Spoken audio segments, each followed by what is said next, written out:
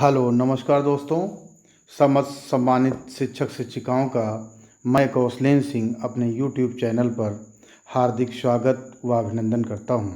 आज शिक्षण संग्रह मॉड्यूल पर आधारित मिशन प्रेरणा प्रश्नोत्तरी 18 के कुछ प्रश्नों को हल करने का प्रयास करेंगे। यदि कोई त्रुटि हो तो उसके लिए मैं क्षमा प्रार्थी हूँ। सबसे पहला जो प्रश्न आपके सामने स्क्रीन पर है वह है कि विशिष्ट आवश्यकता वाले बालक कौन हैं, अर्थात CWSN, child with special need. तो यहाँ पर 4 ऑप्शन दिए हुए हैं। पहला है विकलांग, दूसरा है मंदबुद्धि, तीसरा है प्रतिभाशाली और चौथा है सभी। तो यहाँ पर जो राइट आंसर है वह है चौथा, सभी। बिल्कुल ही राइट आंसर है। अगला प्रश्न जो आपके सामने स्क्रीन पर है, जीवन कौशल क्या है। यहाँ पर भी आपके जो है 3 ऑप्शन दिए हुए हैं। पहला है जीवन को सुगम बनाने के उपाय, दूसरा है भावात्मक कौशल का विकास, तीसरा है जीवन रक्षा। तो इसमें जो है पहला ऑप्शन बिल्कुल सही है। जीवन कौशल जो है जीवन को सुगम बनाने के उपाय हैं, बिल्कुल ही राइट है। अगला प्रश्न स्क्रीन पर जो है आपका वह है कि शिक्षण संग्रह में गतिविधियों और खेलों का वर्णन कहाँ है। यहाँ पर 3 ऑप्शन दिए हुए हैं। पहला है आरंभ में, दूसरा है मध्य में, तीसरा है अंत में। तो यहाँ जो है पहला ऑप्शन बिल्कुल ही सही है, आरंभ में। इसके बाद प्रश्न संख्या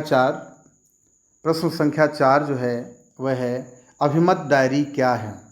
यहाँ पर भी 3 ऑप्शन दिए हुए हैं। पहला है विजिटर्स डायरी, दूसरा है बच्चों की डायरी और तीसरा है शिक्षक डायरी। तो यहाँ पर जो है पहला जो ऑप्शन है वो भी बिल्कुल सही है, विजिटर्स डायरी। अभिमत डायरी जो होती है वह विजिटर्स डायरी होती है।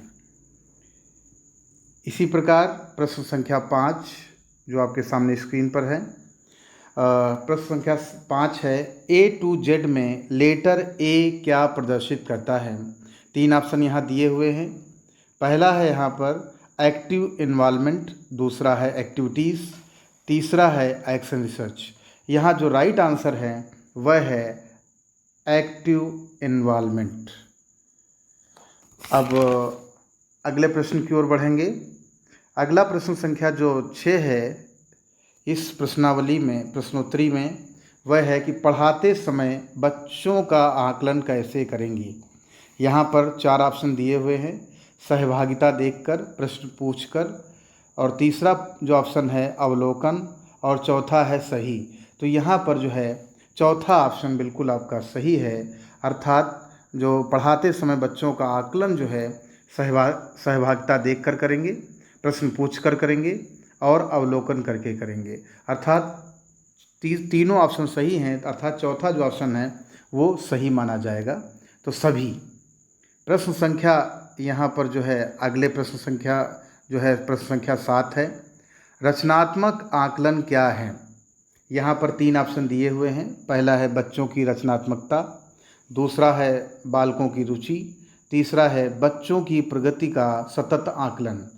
तो यहाँ पर रचनात्मक आकलन जो है वह है थर्ड ऑप्शन, बिल्कुल ही सही है, बच्चों की प्रगति का सतत आकलन।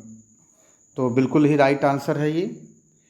अब हम प्रश्न संख्या 8 पर आएंगे। प्रश्न संख्या 8 जो हमारा है वह है सतत व्यापक मूल्यांकन में बच्चों की प्रगति की तुलना की जाती है।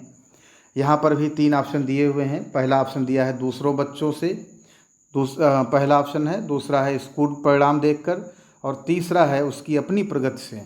तो यहाँ जो है तीसरा ऑप्शन बिल्कुल ही सही है, उसकी अपनी प्रगति से, बिल्कुल ही राइट आंसर है।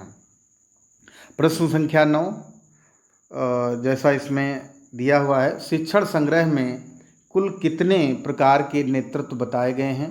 तो यहाँ पहला ऑप्शन जो है वह 2, दूसरा है 5 और तीसरा है 3।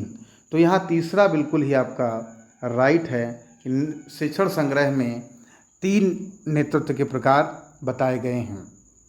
अब प्रश्न संख्या 10 जैसा स्क्रीन पर है, शिक्षण योजना बनाते समय क्या ध्यान रखेंगे। पहला है संबंधित पाठ, दूसरा है बालक की आयु और तीसरा है बालक का वर्तमान अधिगम स्तर एवं पूर्व ज्ञान।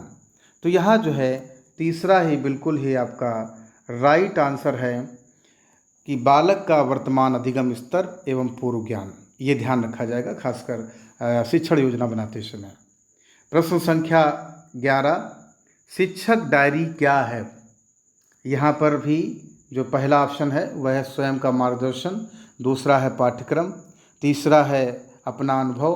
तो यहाँ जो है पहला ऑप्शन बिल्कुल ही सही है, स्वयं का मार्गदर्शन। इसी प्रकार अगला जो प्रश्न संख्या 12 हमारा है वह है सत्ताधारी नेतृत्व की क्या विशेषता है? यहाँ पर आपके 3 ऑप्शन दिए हुए हैं। नेता स्वयं निर्णय लेता है, नेता स्वयं निर्णय लेता है पहला ऑप्शन है, दूसरा है समूह के सदस्य निर्णय लेते हैं, और तीसरा है सभी मिलकर। तो यहाँ पर जो है पहला ऑप्शन बिल्कुल सही है, नेता स्वयं निर्णय लेता है। ये जो है सत्ताधारी नेतृत्व की विशेषता होती है। अब हम इस प्रश्नोत्तरी का अंतिम प्रश्न हल करेंगे। जैसा स्क्रीन पर दिया हुआ है कि शिक्षण योजना बनाते समय क्या ध्यान रखेंगे। यहाँ पर जो है 3 ऑप्शन दिए हुए हैं। पहला है बालक की आयु, दूसरा है पाठ्यक्रम, और तीसरा है एक पाठ के कम से कम 2 वादन में समाप्त करना। तो यहाँ पर जो है शिक्षण योजना बनाते समय हम जो है पाठ्यक्रम का ध्यान रखेंगे, जो दूसरा ऑप्शन है बिल्कुल ही राइट है। तो दोस्तों, अगर आज आपको मेरा वीडियो पसंद आया हो तो ज़रूर लाइक, शेयर व सब्सक्राइब करें, व बेल आइकॉन को भी प्रेस कर लें, जिससे मेरे नए वीडियो का नोटिफिकेशन आप सबको मिलता रहे। धन्यवाद। नमस्कार दोस्तों।